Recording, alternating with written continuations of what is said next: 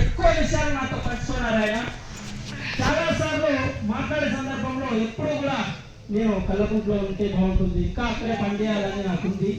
కానీ ఈ యొక్క ప్రభుత్వ ఆదేశాల మేరకు బదిలీలు రావడం అనేది నాకు చాలా బాధాకరంగా ఉందని ఆయన వ్యక్తపరుస్తున్నప్పుడు నేను కూడా చాలా సజెషన్ చేశాను అనమాట. మళ్ళీ ఎప్పుడైనా పనిచేసే అవకాశం వస్తుంది, ఖచ్చితంగా ఇలాంటి మంచి వ్యక్తిని ఆ గ్రామ ప్రజలు విద్యార్థులు కోరుకుంటారని నేను ఎప్పుడు కూడా ఆయన్ని చెప్తూ ఉండేవాడిని.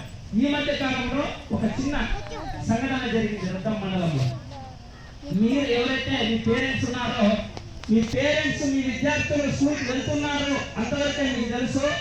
వారు బస్సులో వెళ్తున్నారా, ఆటోలో వెళ్తున్నారా, నడుచుకొని వెళ్తున్నారా అనే విషయాన్ని కూడా మీరు పట్టించుకోలేదు. కానీ మన తేజసారి గారి దగ్గరికి వచ్చారు విద్యార్థులందరూ కూడా. నేను తేజసారి ఇక వైఎస్ఆర్ సర్కిల్లో ఉంటే వచ్చి వాళ్ళు ఏడ్చేశారంటే ఏం మాట్లాడలే.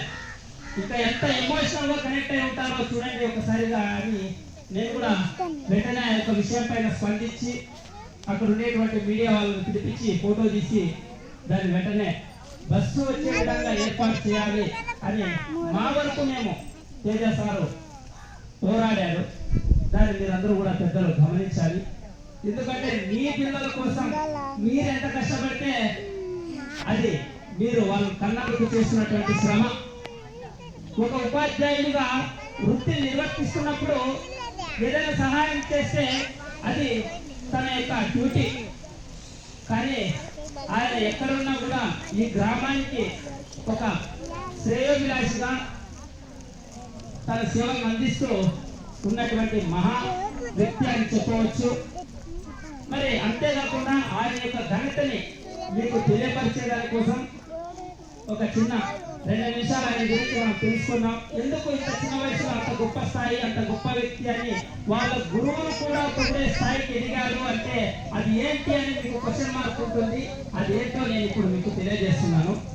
ఉమ్మడి ఆంధ్రప్రదేశ్ మాజీ ముఖ్యమంత్రి తమిళనాడు గవర్నర్ రోషయ్య గారి చేతుల మీదుగా ఉగాది పురస్కారం, రాజశ్రీ పురస్కారం, నేషనల్ ఇంటిగ్రేటెడ్ అవార్డు, సున్య సాహిత్య పురస్కారం, తెలుగు దీప్తి పురస్కారం, అక్షరతోవ జాతీయ స్థాయి ఉత్తమ కవితా పురస్కారం, అంబేద్కర్ జాతీయ రత్నస్థాయి పురస్కారం, జాతీయ సమైక్యత పురస్కారం, ప్రపంచ తెలుగు మహాసభలకు ఆహ్వానం, జాతీయ తెలుగు కవి సమ్మేళన 2018కి గాను ఉత్తమ కవితా పురస్కారం, 24 గంటల పాటు నిరాటంగా కవితలు చదివి ప్రపంచ రికార్డు కలిగిన కవి సమ్మేళనంలో గిన్నిస్ బుక్ రికార్డు సాధించినటువంటి వ్యక్తి, ఇంటర్నేషనల్ ఇండియన్ అవార్డు 2019 అనంత సాహిత్య అకాడమీకి కోశాధికారిగా నియామకం, 100కు పైగా కవితలు, 300కు పైగా కవితలు వివిధ పత్రికల్లో ప్రచురితమయ్యాయి. విద్యార్థులకు ఉచితంగా ట్యూషన్ చెప్పడం, కరాటీ, డ్రాయింగ్ ప్రత్యేక శిక్షణ, 2వ తరగతి విద్యార్థులతో ఇంగ్లీష్ న్యూస్ పేపర్ చదివించగలిగా నేర్పరి ఏపీఆర్ఎస్ సీట్లు, నవోదయ సీట్లు సాధించగలగడంలో దిట్ట అని చెప్పడానికి ఆయనకు ఉన్నటువంటి బిరుదులే అడ్డ. బిరుదులు సహస్ర కవి మిత్ర, కథా విశారద, కళాత్మ, కవితా భూషణ.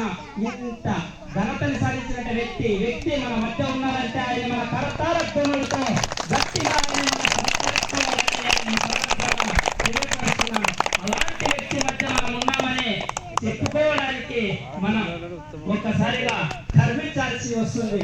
ఎందుకంటే 1-2 గొప్ప పనులు అయితే సాధ్యమే, కానీ ఒక మనిషికి ఇన్ని పురస్కారాలు, ఇన్ని ఆస్కారాలు వచ్చాయంటే ఆయన ఎన్నో విషయాలలో నేర్పరి ఉంటారని మనం ఈ సభాముఖంగా అలాంటి వ్యక్తి మనతో మాట్లాడాలని మనం ఆ యొక్క మధుర క్షణాలని గుర్తు చేసుకోవాలని నేను ఈ విషయాన్ని వెల్లడించాను. నాతో అయితే సారు నేను యాక్చువల్గా మీ గురించి ఏం మాట్లాడాలి సార్ అని అడిగినప్పుడు నా గురించి మీరేం మాట్లాడద్దండి, యశ్వకి ఏదైనా ఉంటే చెప్పండి అని చెప్పి. కానీ నేను ఇక్కడ వచ్చిన తర్వాత ఈ యొక్క గ్రామ